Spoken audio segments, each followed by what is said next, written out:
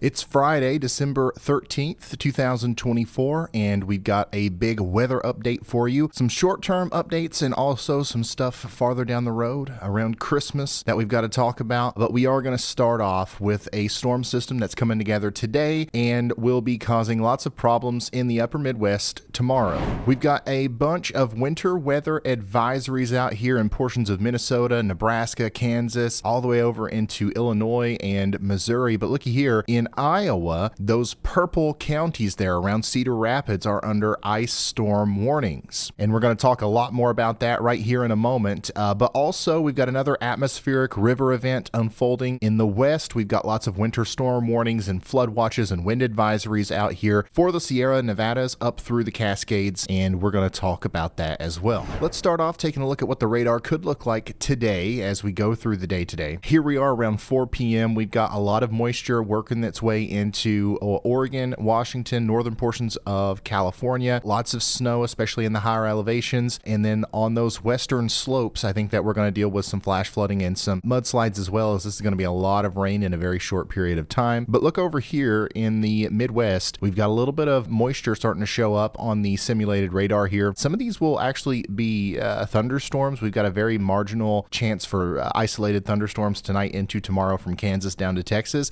We're talking about the occasional lightning strike. We're not talking about anything severe here, but all of that heavier rainfall is going to move up into a colder layer of air. It's not a very thick layer of cold air, right? It's actually pretty shallow. Above the surface, it's warm enough to not support snow. So you've got water droplets falling onto a shallow cold layer on the ground and freezing on impact. And that causes freezing rain. And that's what we're going to be seeing around 11 p.m. tonight in portions of Iowa, Nebraska, and Minnesota. Now, the farther north you go, the more likely it is that this will be sleet or more than likely snow. But especially in Iowa, south central portions of Iowa, we are expecting a lot of freezing rain. It's going to be heavy at times. And then on top of that, we've got a developing low pressure system over here that will start kicking up the winds maybe around 20 to 30 miles per hour. That's just going to add insult to injury, as if you get a tenth of an inch of ice on some tree limbs and then you throw a 30 mile per hour wind gust on top of that, you could get some down tree branches and maybe even have some power outage problems in association with that. Now, the farther south you go, we're talking about widespread showers and thunderstorms, maybe some isolated flash flooding problems down there in Arkansas, down back through eastern portions of Texas. The atmospheric river continues to roar on over here in the west. We're talking about widespread flooding, maybe in northern portions of California. Lots of snow up there in the higher elevations as well. There's going to be multiple feet, more than likely, in some of the higher peaks of California, especially close to Carson City in that area. Some of that snow is going to make it over here into Idaho, Wyoming, and Utah as well. And notice what happens as we go into Saturday and later into the day on Saturday, closer to Sunday. We've still got ice over here near Minneapolis, but the majority of the frozen precipitation has already moved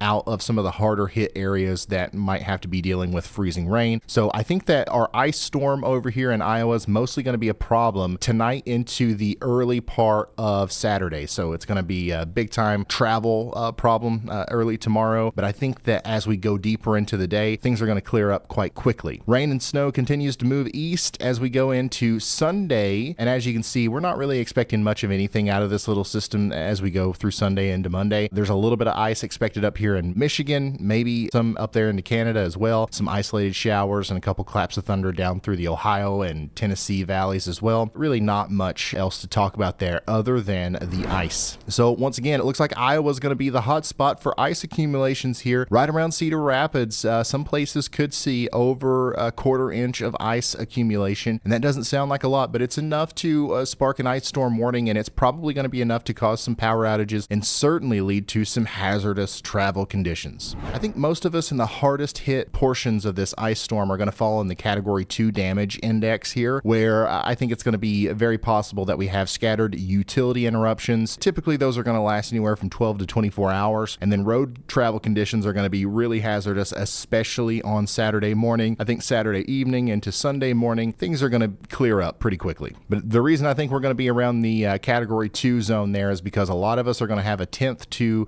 around a third of an inch of ice, and I don't think that the winds will be gusting over 35 miles an hour much at all. I think that the 10 to 20 mile per hour wind gusts is what we're going to be dealing with out here. And in the short term, on top top of the ice, really the only other thing we have to talk about is that atmospheric river situation going on over there in California and Oregon. We've got a marginal and slight risk of excessive rainfall over here, so make sure you're ready, especially in Northern California, for some flash flooding. It is going to happen, and then we've got to be concerned about the mudslides and landslides on top of that as well. All right, looking even farther into the future, this is where things get fun. Okay, so after our little system skedaddles here from Iowa, there is going to be more rain and storms filling in here through the Midwest up into the Ohio Valley. This is going to bring some much welcomed rainfall to a lot of places, but it also could lead to some isolated flash flooding. Nothing severe expected here. Some snow showers up here in Canada, up there towards North Dakota and Minnesota, and continued moisture inundation along the Pacific Northwest coast. Nothing out of the ordinary here. Honestly, a lot of the same as we go through the weekend into early next week. But when things really start to get interesting is around the middle of next week, December 18th and 19th. There's a lot of model consistency with a big ridge starting to form over here in the west,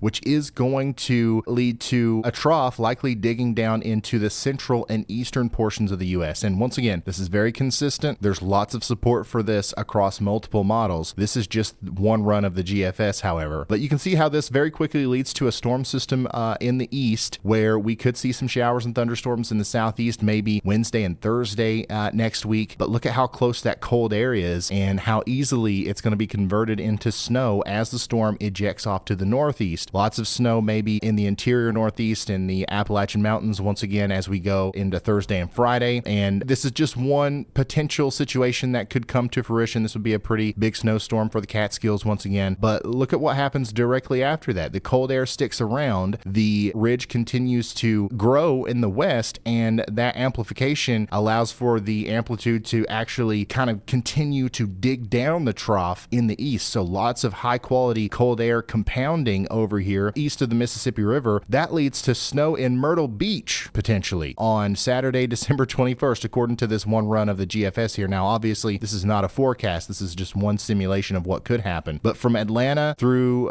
portions of South Carolina and North Carolina, we could be seeing a heavy snow on December 22nd. Just yesterday, this was showing a much more robust storm system in the exact same area where maybe over 3 feet of snow would fall in places like Toms River, New Jersey, down back into Delaware and eastern portions of Maryland. A blizzard of historic proportions, if you will, showing up on some of these model runs. Now, the reason I laugh at that is because it's more than likely not going to happen, but it is very interesting that we're seeing such consistent signals for something happening around December 18th through December 22nd. So this is going to be our last chance, I think, for a big East Coast storm prior to Christmas. As we go towards Christmas Day right now, things actually look pretty calm across most of the country. If you're looking for a Christmas snow miracle, it's going to have to happen on Christmas Eve here as this trough starts to work through the eastern side of the United States. I'm very confident that we are going to have this cold air in place. Do we see snow in Myrtle Beach or do we see snow in Chicago? I don't know. Nobody knows right now, but I will let you know as soon as we do have confidence in anything, I promise. The next update for me should come on Monday, and we should have a lot more information by then. In the meantime, why don't you go check out Y'all Bot over there on the Ryan Hall Y'all Extra channel. It's got another big update. It's smarter now. It talks about more forecasts. It's going to bring up the WPC forecast now, the excessive rainfall, CPC. It goes over everything. Basically, it's like watching one of my videos. If you just tune into this channel for like 30 minutes, it talks about all of the same stuff that I talk about in like a loop. And then if there's a tornado warning, or if there's a new ice storm warning, or if there's anything new that happens in real time, it zooms you into that and tells you about it. And actually later today, we're baking in earthquake data as well. So if there's an earthquake somewhere, the moment that it happens, it's going to take you over there and tell you about what happened with the earthquake. We're having a lot of fun putting this together, and it's actually turning into a very, very useful, free, real-time information relay system. And of course, this isn't changing anything about how I run my channel. We're still going to go live whenever there are severe weather outbreaks and stuff, but now there's no gaps. Anytime you want real-time weather, it's right here, completely for free, over on the Ryan Hall Y'all Extra channel. Go check it out if you haven't already. Thank you guys so much for watching. I will see you in the next one. Goodbye.